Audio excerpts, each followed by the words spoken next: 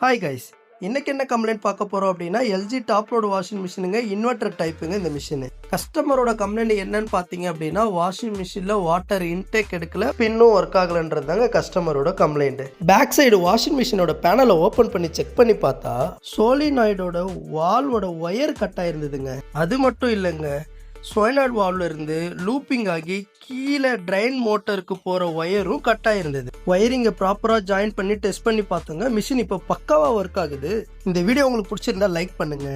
Washing மிஷின்ல ஏதாவது complaint இருந்ததுன்னா ஸ்கிரீன்ல தெரிந்த நம்பருக்கு கால் பண்ணுங்க.